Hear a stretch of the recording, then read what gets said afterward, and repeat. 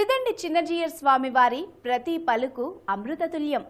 నిత్య ధర్మాచరణతో మార్గదర్శకంగా నిలుస్తున్న ఆ సత్పురుషుని మాటల్లో గీతాసారాన్ని తెలుసుకుందాం.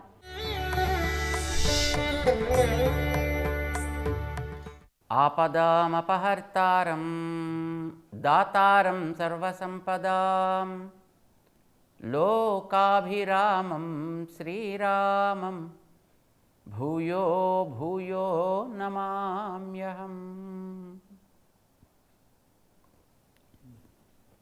ప్రియ భగవద్బంధువులారా, ప్రతి మనిషికి తను చేసేటటువంటి పని మంచిదా కాదా అనే విషయాన్ని ఆయా వ్యక్తి యొక్క మనస్సే చెబుతుంది.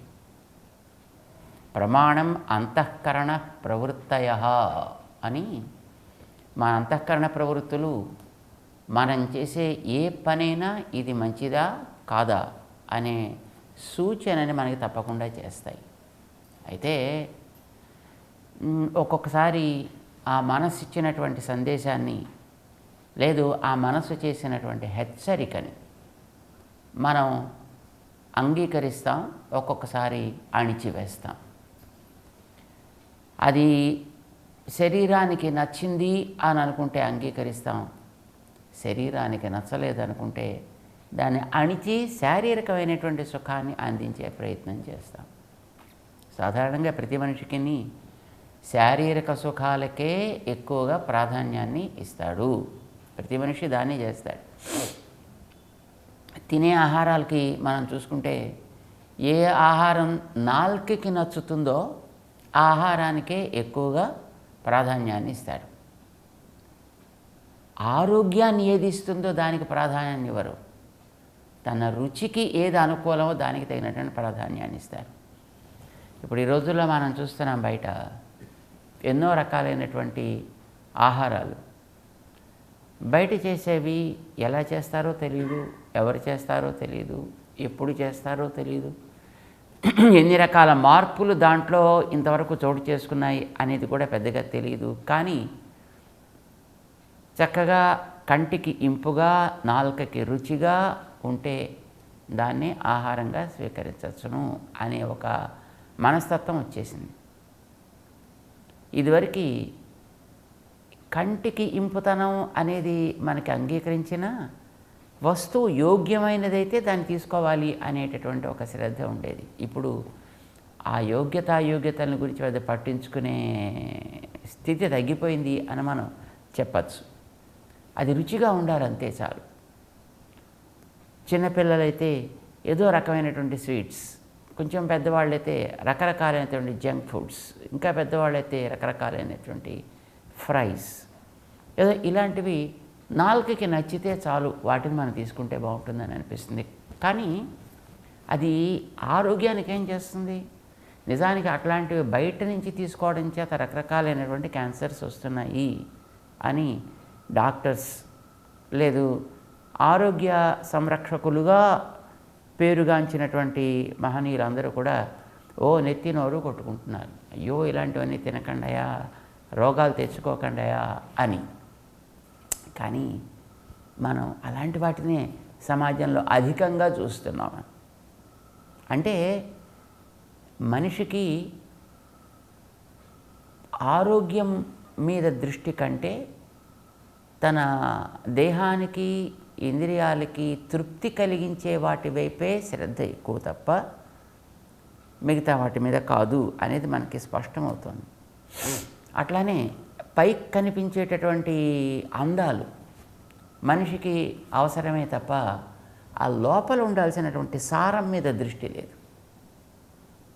ఇది కూడా మనం గమనిస్తున్నాం. ఏదైనా ఒకవేళ అట్లాంటి పని చేసేటప్పుడైనా ఆయా వ్యక్తి యొక్క మనస్సు అతనికి ఒక హెచ్చరికనైతే చేస్తుంది. హై, నువ్వు జాగ్రత్త, తప్పు చేస్తున్నావు, లేదు ఇది మంచిది కాదు, ఇది ఆరోగ్యం కాదు అని హెచ్చరిక అయితే చేస్తుంది. కానీ ఆ హెచ్చరికను మనం ఖాతరు చేస్తామా చేయమా అనేది ఒక పెద్ద సమస్య. సుమారుగా 95% అయితే ఖాతరు చేయం. మిగతా ఏ పాప అమాయకులైనటువంటి వాళ్ళు ఒక 4-5% దాన్ని బహుశా ఖాతరు చేసి దాని ప్రకారం తమని తాము సెట్ చేసుకునేటువంటి ప్రయత్నం చేస్తుంటారేమో మనకు తెలియదు. కానీ ఎప్పుడైనా సరే మనస్సు అనేది చాలా అద్భుతమైనటువంటి పరికరం మనిషికి. అసలు మిగతా జంతువుల గురించిన ప్రశ్న లేదు, ఎందుకంటే అవి ఏవి తినచ్చో అవే తింటాయి, ఎంత తినచ్చో అంతే తింటాయి, వాటికి ఎంత అవసరమో అంతే తింటాయి. ఏవో కొన్ని జంతువులు ఏ కోతులు లాంటివో లేదు మిగతావో కాస్త ఇక్కడ దాచుకుని మళ్ళీ ఇక్కడ దాచుకుని అవసరమైన లోపల తిని ఇలాగ వాటికి ఈ వేళ్లాడుతూ మనకు కనిపిస్తుంటాయి. అలాగా కాస్త ఏమైనా కకృతి పడతాయేమో, కానీ మిగతా జంతువుల వరకు మనం చూసినట్టయితే మిగతా ప్రాణికోటి వాటి ఆరోగ్య విషయంలో ఏది తగును ఏది తగదు, ఎంత తగును ఎంత అవసరం లేదు, వాటి చక్కటి స్పష్టమైనటువంటి అభిప్రాయం వాటికన్నిటికీ ఉంటుంది. అది ఆచరణలో కూడా కనిపిస్తుంది మనకి. రేపటికి దాచుకోవాలి అనేటటువంటిది చాలా వరకు ఉండదు. అది ఉన్నది ఒకే ప్రాణి, అది మానవుడు. అందుకోసం మనిషికి చెప్పాల్సి వచ్చింది నీతులని, మనిషికి బోధించాల్సి వచ్చింది హితము అనేది. మిగతా వాటికి ఎవరు బోధించక్కర్లేదు. మనిషికి మనస్సు అనేది ఒకటి ఉంది కనుక ఆ మనస్సుని జాగ్రత్తగా పెట్టుకోవడం అనేది చాలా అవసరం. ఇది ఎప్పుడు మనకి హెచ్చరిస్తూ ఉంటుంది అనే మనకి శాస్త్రాలు చెప్తున్నాయి. దాంతోపాటు అనుభవంలో కూడా మనకి దాన్ని మనం చూడొచ్చు. అర్జునుడికి భగవద్గీతలో 2వ అధ్యాయపు ఆరంభంలో శోకం కలిగింది. ఆ శోకం తన ఆచార్యుడైనటువంటి ద్రోణుణ్ణి, తన తాతగారైనటువంటి భీష్ముణ్ణి తాను హింసించవలసినటువంటి స్థితి ఏర్పడుతుందే అనేటటువంటి బాధ కలిగింది అతనికి. ఇది అతనికి కలిగినటువంటి శోకం. ఇది తప్పు అని అతనికి అనిపిస్తోంది, కానీ యుద్ధానికైతే అతను సిద్ధపడి వచ్చాడు. తప్పు అని తెలుస్తోంది, కానీ అది చేయాల్సిందే అని కూడా అనిపిస్తోంది. పైగా తనకి మిగతా వాళ్ళు చెప్పేటువంటి ఉపదేశాల వల్ల కూడా ఇది తన యొక్క కర్తవ్యము అని తెలుస్తోంది. కానీ అయ్యో అనేటటువంటి మనసులో ఒక రకమైనటువంటి కారుణ్యం కూడా ఏర్పడుతుంది. అర్జునుడికి తెలుస్తోంది తన స్థితిలో ఏదో మార్పు వచ్చింది. నిజానికి తను ఎప్పుడూ ఈ రకమైనటువంటి పరిస్థితిని అనుభవించలేదు. ఇదివరకు ఎప్పుడు కూడా తాను ఇట్లాగా దిగులుగా మాట్లాడలేదు. నిజానికి ఎదటవాడి యొక్క దీనస్థుతిని చూసి అలాంటి వాడిని ఓదార్చాల్సినటువంటి ఒక యోగ్యత కలిగినటువంటి అర్జునుడిని ఈవేళ ఇతన్ని చూసి అయ్యో అనుకోవలసినటువంటి స్థితిలోకి వెళ్ళాడు అతను. అలా ఉన్నాననే విషయం కూడా అతనికి అనిపిస్తోంది. అంటే తన మనస్సు అతనికి హెచ్చరిక జారీ చేస్తోంది, నువ్వు అవసరం లేనటువంటి స్థితిలోకి దిగజారుతున్నావు, జాగ్రత్త అని తెలుస్తోంది. అంటే మనం గతంలో 1వ అధ్యాయంలో చెప్పుకున్నాం, అర్జునుడు ఒక రకమైనటువంటి అహంకారం కలిగినటువంటి వ్యక్తే ఆయన కూడా. కానీ ఏ వ్యక్తిని తను ఆశ్రయిస్తాడో ఆ వ్యక్తి యోగ్యుడైనట్లయితే మనలో ఉండేటటువంటి లోపాలను కూడా అతను సవరించి మనని మంచి మార్గంలో పెడతాడు. ధృతరాష్ట్రుడు సంజయుడిని ఆశ్రయించాడు, కానీ సంజయుడి యొక్క శక్తి ధృతరాష్ట్రుడిని మార్చడానికి చాలలేదు. దుర్యోధనుడు ద్రోణాచార్యుల వారిని ఆశ్రయించాడు, కానీ ద్రోణాచార్యుల వారికి దుర్యోధనుడిని మార్చే అవకాశమే లభించలేదు. కానీ అదృష్టం ఏమిటంటే అర్జునుడు శ్రీకృష్ణుడిని ఆశ్రయించాడు. శ్రీకృష్ణుడి యొక్క ప్రభావం అర్జునుడిని క్రమంగా మార్చడానికి తగినట్లుగా ఉంది కనుక అర్జునుడిలో ఒక రకమైన మార్పు ఏర్పడుతుంది. అలాగ మార్పు కలిగించే సత్తా ఉన్నవాడే శ్రీకృష్ణుడు కనుకనే అతనికి ఒక పేరు పెట్టుకున్నాము. మనం పెట్టుకోవడం వేదవ్యాస భగవానుడు పెట్టాడు. ఏమని? ఋషికేశః. హృషీకములంటే ఇంద్రియాలకి పేరు. ఆ హృషీకములకి ఈశుడు నియంత. ఎవరి హృషీకాలకి? సకల ప్రాణికోటి యొక్క హృషీకాలకి, సర్వప్రాణికోటి ఇంద్రియాలకి కూడా నియంత సాక్షాత్తు భగవానుడే. అందుచేత అర్జునుడిలో ఒక యోగ్యతని కలిగించి అతనిని ఒక సాధనంగా చేసుకుని బాగుపడగోరేటటువంటి మానవులందరికీ అవసరమైంది ఏదో దాన్ని అందించాలి అనే నిర్ణయం శ్రీకృష్ణుడు తీసుకుని ఉండడం చేత, అసలు శ్రీకృష్ణుడి యొక్క అవతారపు ప్రయోజనమే అది కావడం చేత, అర్జునుడిలో యోగ్యత లేకపోయినప్పటికీ ఆ యోగ్యతని ఏదో ఒక రకంగా తనే పండించి అప్పుడు అతని ద్వారా అందించాలి. అంటే సాధనాన్ని కూడా తను మంచిగా మలుచుకుని తనకు కావాల్సిన పని చేసుకుందాం అని అనుకుంటున్నాడు అన్నమాట శ్రీకృష్ణుడు. ఇప్పుడు ఏదైనా ఉదాహరణ కొయ్యాలి అని అనుకున్న వ్యక్తి ఓ రేకు మొక్కను తెచ్చుకొని దాన్ని బాగా అరగదీసి దానికి పదును కలిగించి అప్పుడు దాన్ని ఒక కత్తిలాగా తయారు చేసి దాంతో చేయాల్సిన పనులు చేసుకుంటూ ఉంటాడు. అంటే సాధనాన్ని మనమే తయారు చేసుకుంటాం, చేయాల్సిన పని మనం చేస్తుంటాం.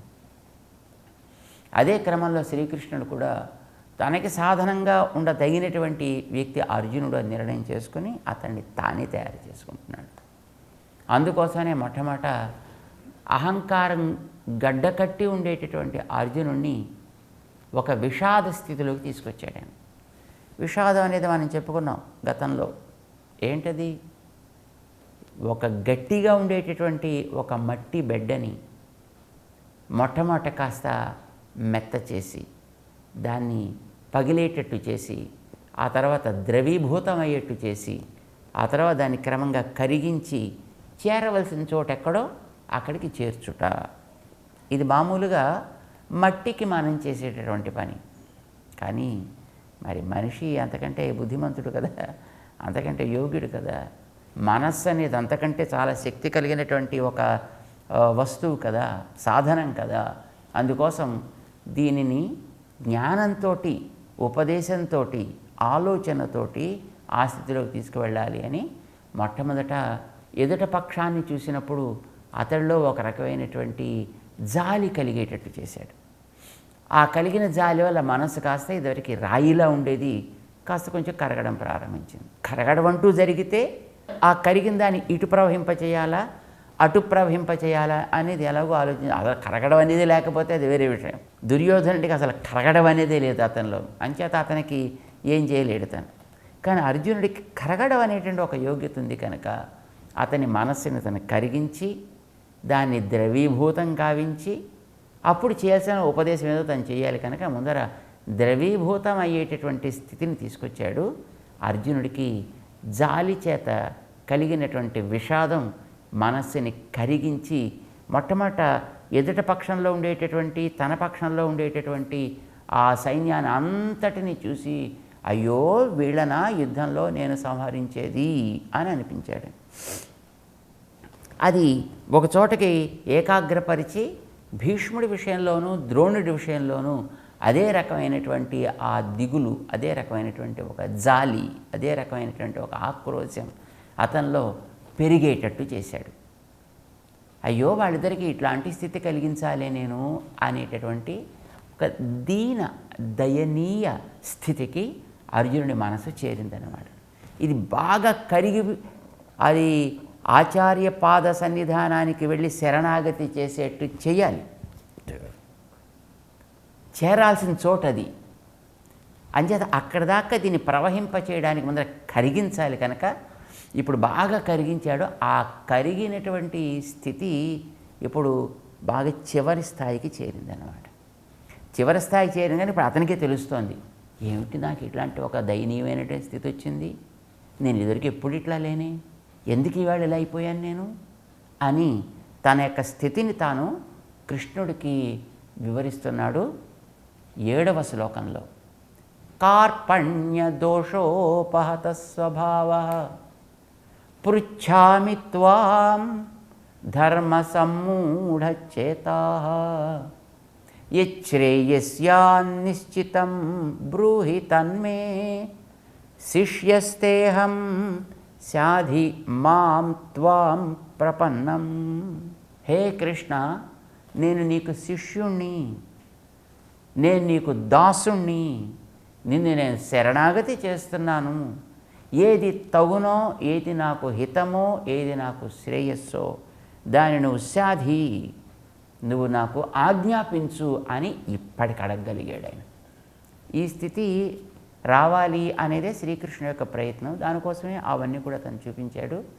అర్జునుడిలో ఇప్పుడు ఆ రకమైనటువంటి స్థితి వచ్చింది.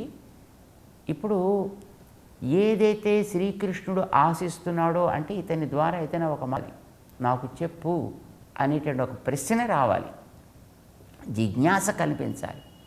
జిజ్ఞాసని శాంతపరచడానికి అప్పుడు తను ఏమైనా చెప్పచ్చు. కానీ జిజ్ఞాస అతనిలో ఉందని తెలియాలి కదా. ఈవేళ ఈ శ్లోకంలో అర్జునుడు తన జిజ్ఞాసని శ్రేయస్య నిశ్చితం, నాకు ఏది శ్రేయస్సో, నువ్వు ఏది నాకు శ్రేయస్సని అనుకుంటున్నావో దానిని సాధి, నువ్వు నాకు ఆజ్ఞాపించి నా ద్వారా చేయించు అని తన యొక్క సంసిద్ధతని, ఆయనకి అధీనంలో తానున్నాననే సంసిద్ధతని ఆ శ్రీకృష్ణుడి ముందర అర్జునుడు ఆవిష్కరిస్తున్నాడు. ఇందులో కొంచెం మనం గమనించాల్సినటువంటి ఓ 2 అద్భుతమైనటువంటి పదాలు ఉన్నాయి అర్జునుడు ప్రయోగించినవి. వాటిని మనం కనుక జాగ్రత్తగా గమనించినట్లయితే అసలు ఈ అర్జునుడికి కృష్ణుడు చేసేటువంటి ఉపదేశం 17 అధ్యాయాల్లో వ్యాపించి ఉండేటువంటి ఉపదేశం ఎందుకు చేశాడో మనకి స్పష్టమవుతుంది. దాన్ని తెలుసుకుంటూ క్రమంగా మనం ముందుకు సాగుదాం. జై శ్రీమన్నారాయణ.